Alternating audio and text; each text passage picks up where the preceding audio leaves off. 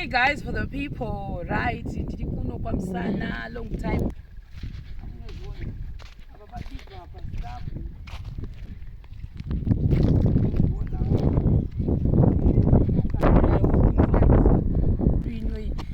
Tipedze kana imba yakaramba iri muzasi kudai inobhowa.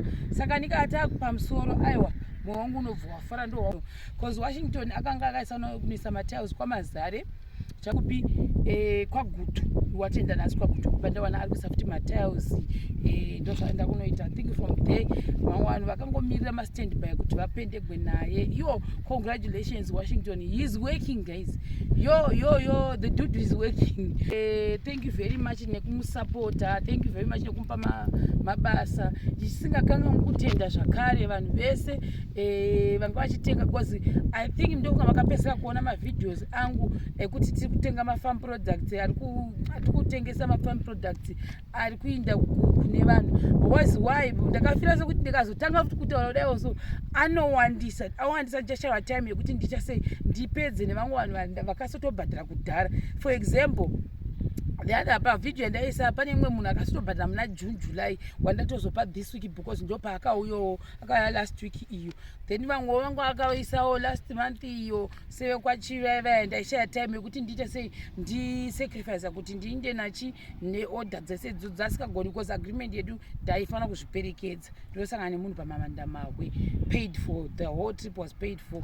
Then pane vamwewo vachiri mulocal. Then there's chiota ndaitaura kuti vanhu vese vanga vachitenga behind the scenes. Because vanhu I remember pane vanhu about 3 vandakaenda kunodhirivhara pamaweeks iwayo atadarika ndainodhirivhara at least kusvika ma10 dzemanheru dzedzi achitora maindrive chinoisa because vamwe wacho nanga kuda kukwira ndege. Saka ndaitoti maybe anenge because I remember ane mumwe anga ane 2 mugomo wemhunga 2 mugomo yezviyo takatozosvikawo na 10 achikwira mangwana acho makuseni hamunozviona. Saka ni kuzama kuti ndizvibatanidze zvese izvezvo but tinotenda Mwari kuti I think ndasaiwa nevanhu vashoma kuti ndinge ndichasei ndichimbopa for the meantime because ndaida kumboti vanhu vose zvavo vakakolektirwa mari ndike ndichimbovapa. Ndo zvadaida kuti ndiite so that isazo chero nhana kuti hana kuti pazvinhu zvadiko nepressure yakandiwandirawo. Munozvionawo mega chitanga mungozvionawo mega kuti what nhasi uri kumvurwi, mangwana uri kwamusana, mangwana uri kwaziko,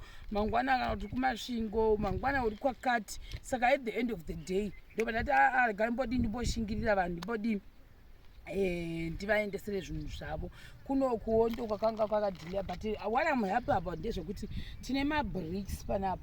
Mabricks edu akawanda. Mukuzviona kuti kune mabricks apo pane mabricks piece there yakatimirira zvakare. And also at the back tine mamwe mabricks akawanda zvakare ari pastandby. Zvoreva kuti isusu in terms of mabricks takanaka. Handisingazivi kuti mabricks I will check kuti mabrick force yedu akamira sei. Guys, you don't understand. Sharon is now rubbing shoulders with the engineers.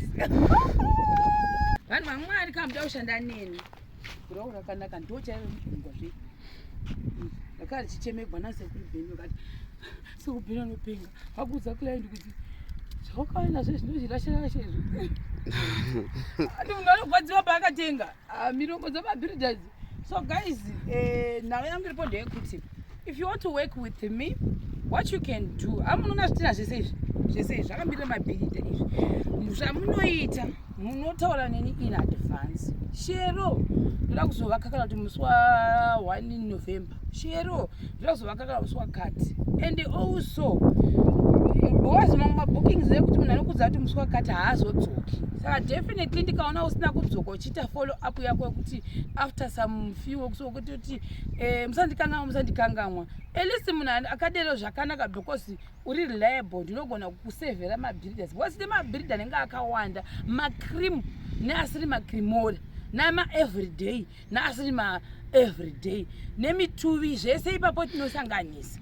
So now imimi lese kana wakuzongondifuma kuti ndinoda kutotanga wawo kuti imba yangu ivakwe kana kuti kuswera mangwana pari tricky guys because haimona kuti izvozvizvi panapa takaisa cream kumvurwa kune vamwe kwaziko kwakunyangu maybe kwaziko munhu akatobhuka kare kutoti ini ndinoti vanhu vadzoke vaidaiwadaiwo so hamunozviona saka munhu kana akabhuka in advance ndenda kutoprioritisa handitangira kubhuka kunoti vanhu munoiona yaya ine zvibabawo zvayo zvikunopinda ipapo hamuzviona mumwe wakabuda ukokoko saka munondiudza in advance then toita futi werufing wayaya please yes I'm here, I'm available for you.